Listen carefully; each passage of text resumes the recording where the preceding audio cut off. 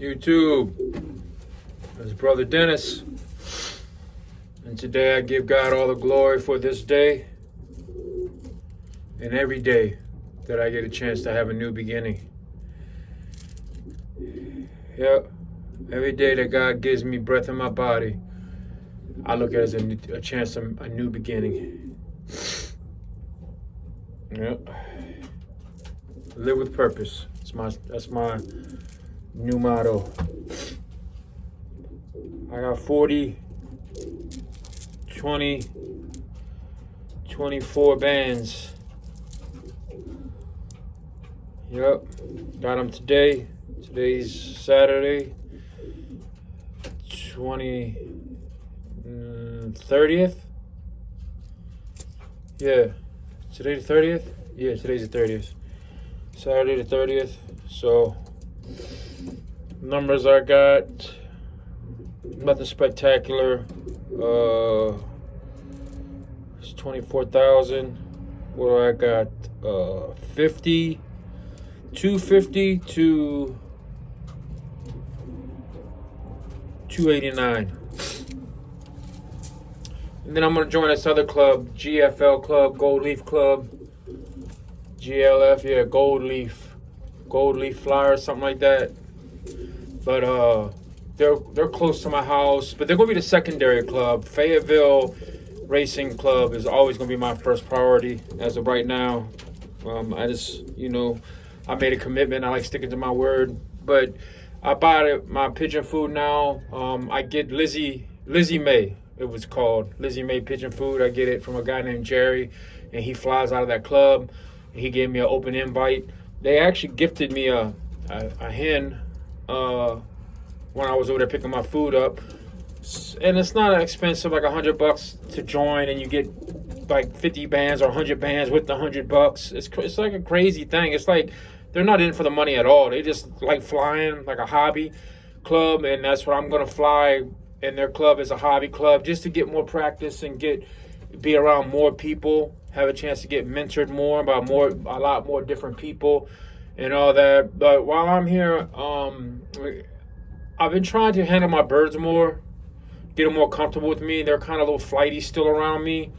I know part of that's because I added some Wayne Hall birds that weren't settled but were like 4 months old when I got him, and they were real flighty because he's an older gentleman. He was real sick, and nobody spent any time with his birds at all. They were just basically breeding and having babies, and somebody was feeding them, and now he got his grandson over there helping him while he's working through his medical issues. So he's gonna fly young birds, and I think old birds this year coming up. But he gifted me a few birds a ways back, so I've been trying to settle them and get them calmed down a little bit more around me. I'm not going to feed my birds tonight. I fed them yesterday, but I'm not going to feed them tonight because I'm going to let them out tomorrow. I want them nice and hungry. I'm going to let them out tomorrow, probably after church. Hopefully all the hawks, if they're out, they have already eaten by then. And as soon as I get home from church tomorrow, I'm going to let them out and see how that goes.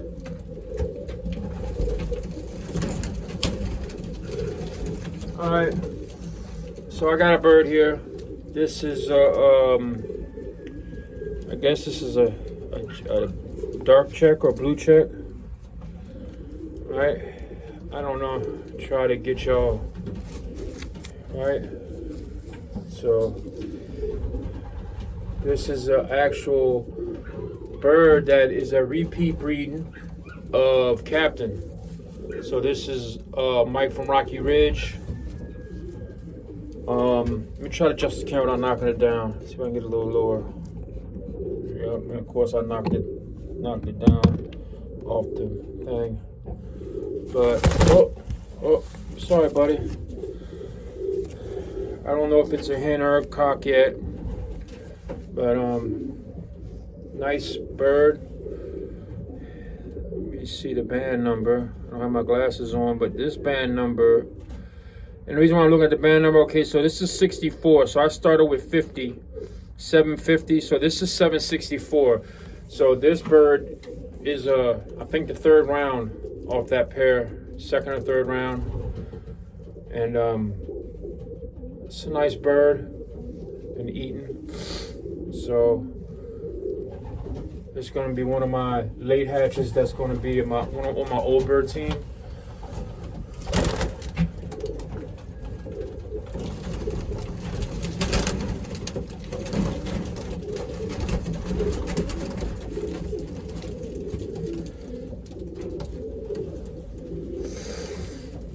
So this bird is a little bit smaller. Nope. See, I just got to get used to holding them. And then with the camera and everything, right? Just got to try to find what's comfortable for me. So this is a really small bird. Smaller bird. Really beautiful blue bar bird.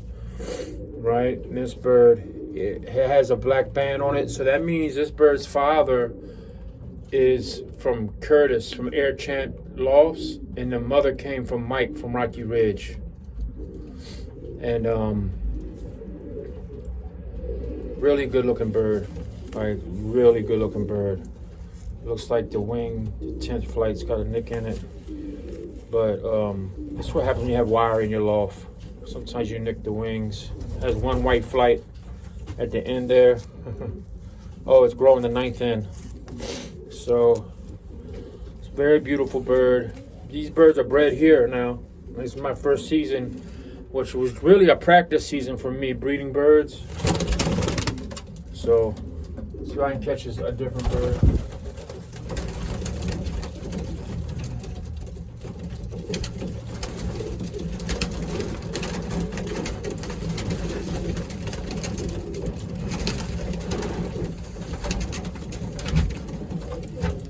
Look at my head, y'all. See my head? The bird was on my head. You see that? I love pigeons, man. I could have the worst day and come in here and just, to God be the glory. So this is the litter mate, maybe. I ain't even checked that other one's band, but this band number is 257.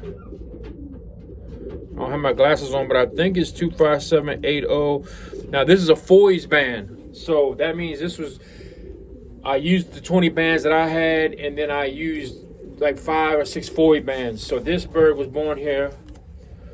This bird also has a black band, which means it's the brother or sister to that bird I just showed you, which is Curtis from Air Champ Lofts. And that cock is a really good cock. These birds here, the mothers and fathers were Indiana Hoosier racers and finishers. When I mean racers, I mean like money winners. So, for y'all who don't know, Curtis from Air Champ Lofts, I acquired 2 males and a female from him. So these are off my black banded one I got from him. That's why I color code these birds, because it's hard for me to see their I think I have, is this the same bird I just had? No, because the other bird had a white flight. See, this one don't have a white flight. But I think I have, yeah, I have two of these left. No, I have 3 actually. So I have three of these birds off this same pair. Oh, I have two rounds left off these birds. How do you just set them down? I guess I just set them down on the log.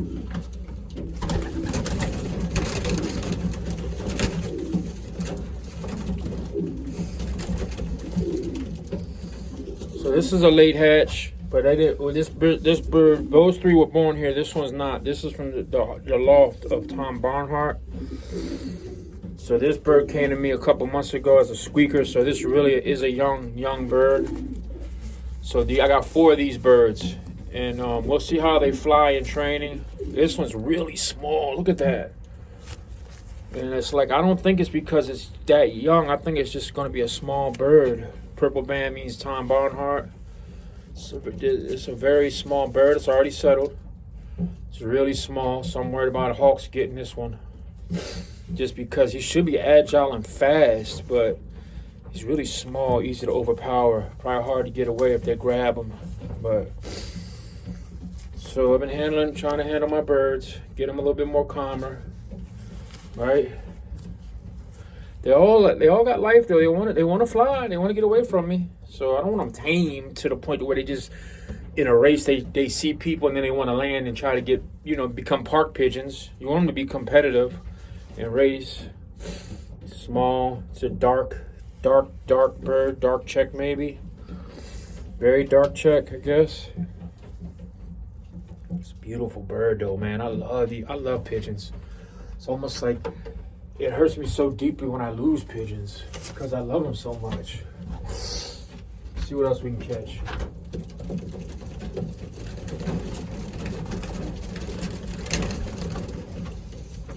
My wife's favorite, all white pigeon. This is a homing pigeon now, a racing pigeon. This is not a ceremonial pigeon. This is from the loss of Tom Barnhart. All of his birds that he sent out. This is a white homer, white racer. So I'm conflicted because I just don't want to stock anything. But I don't want to just feed hawks birds. But we will fly this one and pray that all my birds should be old enough and strong enough to get away from hawks. So if they get caught, that means to me it's natural selection, I guess. This is 3918 if Tom's watching. Nice all white racer. One thing I've noticed that some of these birds, they're smaller, faster, I guess, birds. I guess that's the racing pigeon is small to medium bird. A good fast racing pigeon. I don't know. So I've let a pair of breeders out over there. I have no eggs yet, but I just turned the lights on, so I think maybe the lights, what do you call it? The lights help get them breeding. So we'll see. I turned my lights on Christmas Day. I paired them the week before Christmas on a Monday. Christmas is on a Monday. So New Year's, which is the day after tomorrow, be 1 week I had the light on. So if that's the case, maybe the first week of January, the end of it, like around the 7th, I should start seeing eggs. So we'll see. Let's see, one more bird. Who wants to get caught? One more bird. I want to get, where are you at? Right here.